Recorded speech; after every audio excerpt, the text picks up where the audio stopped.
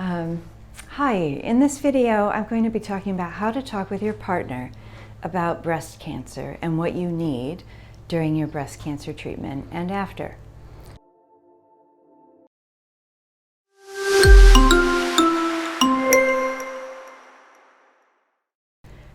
Your partner is the person probably, in addition to you, the most affected by your diagnosis.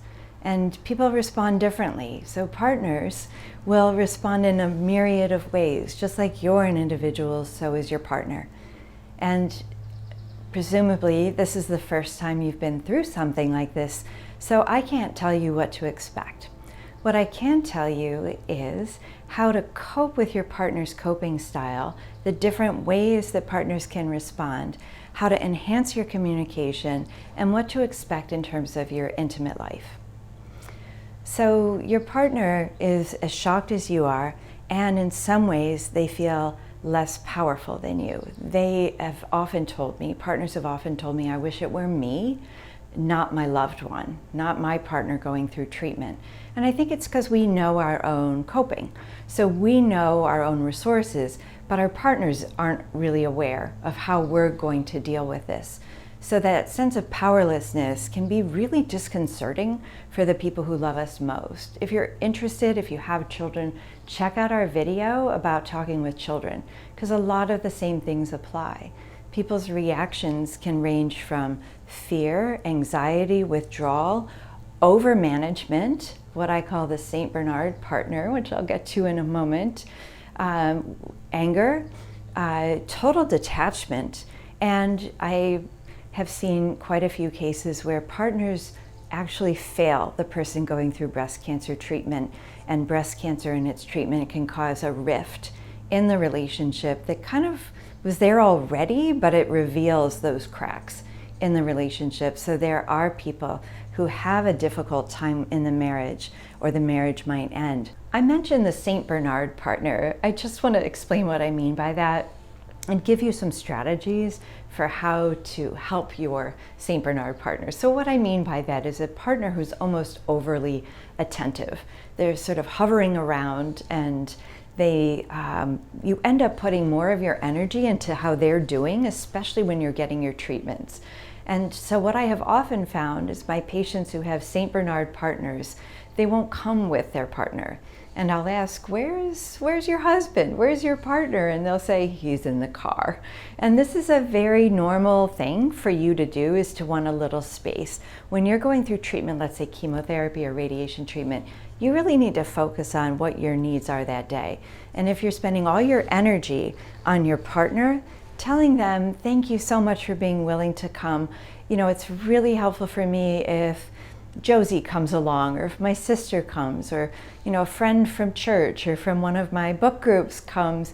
It's really okay to do that, and that partner just wants you to be okay, and they feel like the more they attend to you, they kind of hover, they're in your space, they feel more needy. This is the best they can do, and love them and appreciate them for that, and then figure out what you need to get a little more space.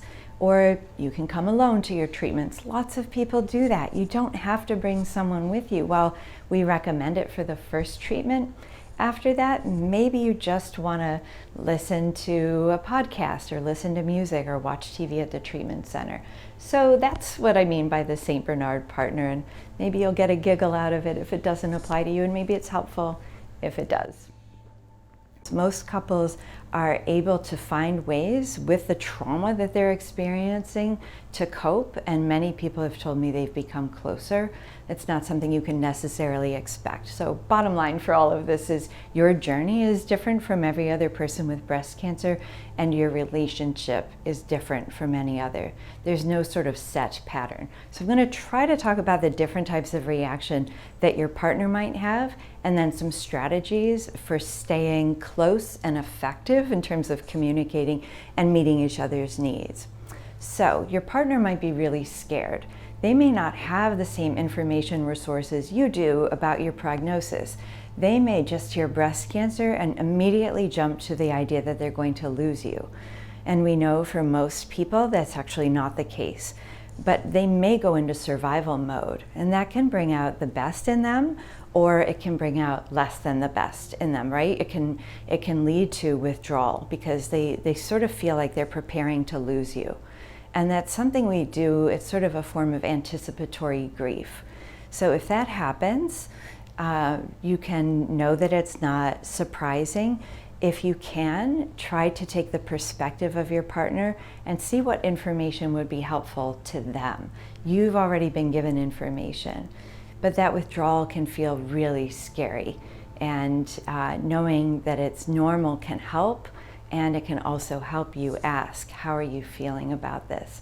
Now again, you're the one going through this, so people should be asking, how are you feeling? But the purpose of this video is to help bring you closer together and help you understand your partner. The other thing that they can do is they can be angry. And it's easy to think they're angry with you. And there can be a lot of, what if you had caught this sooner? You've done everything right. You've done everything you should have done. You didn't cause your breast cancer. We don't know what causes breast cancer, right? You can't control it. And working with your team, you're going to do everything you can. That anger can feel pretty scary. And if you're facing your own anger about your diagnosis or what's been going on, the two of you together, it can just produce a lot of drama.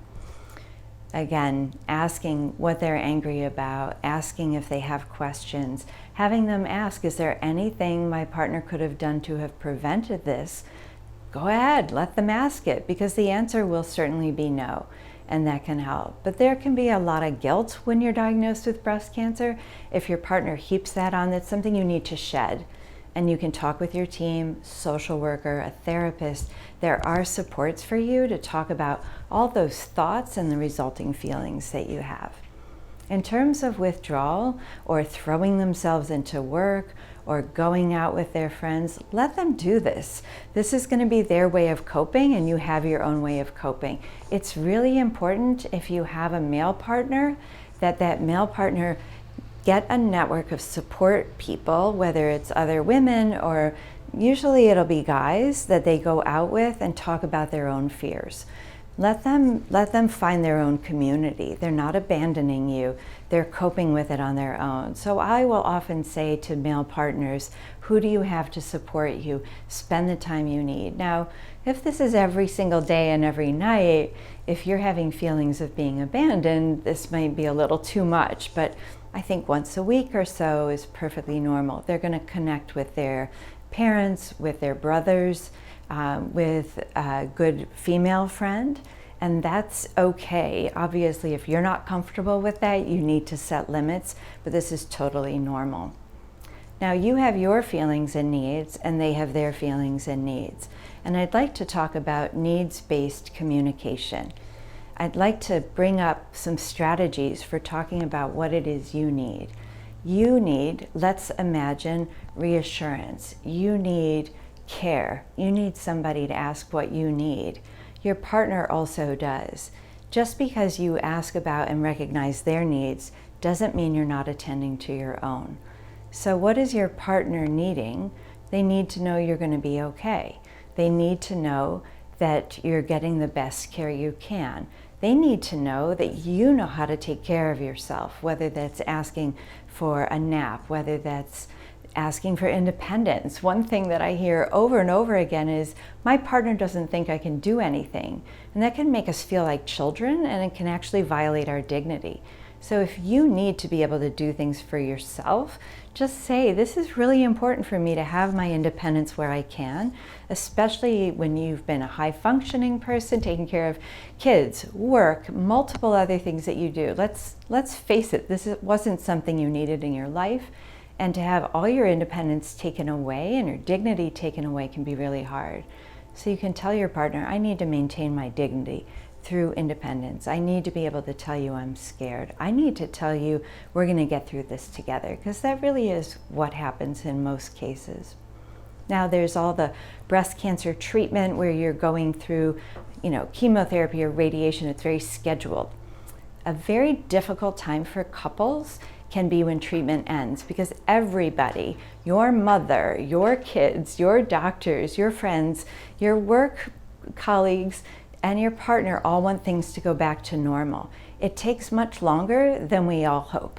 So 6 to 12 months before your hair's grown in and your energies come back and you're done with all the surgeries if you have reconstruction and you've recovered from the acute side effects of treatment, which can be quite complicated, as you know. So it's very normal for everybody around you, and I'll focus on your partner, to wish that you would go back to the way things were before. I've made the analogy in other videos to a book.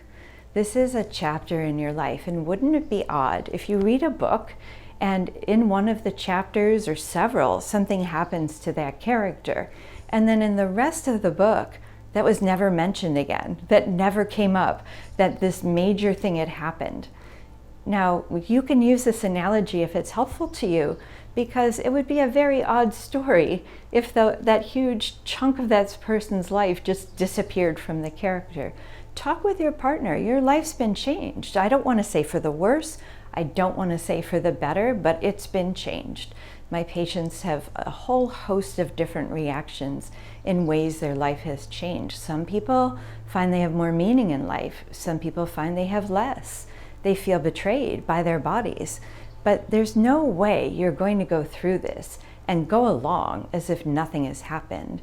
And it takes time. How are you going to adjust? Not to, a newer, better self, but a new, different self. And staying in tune with your body and asking your medical team, how can I help my partner understand what I'm going through? This is a great time to get into a support group, and it's a great time for your partner to get into a support group. So let's say they're not the support group kind of person. You may find that they actually have needs for support. Bringing this up or having your medical team bring it up can be really helpful. I have covered a lot in this video. I hope it's been helpful.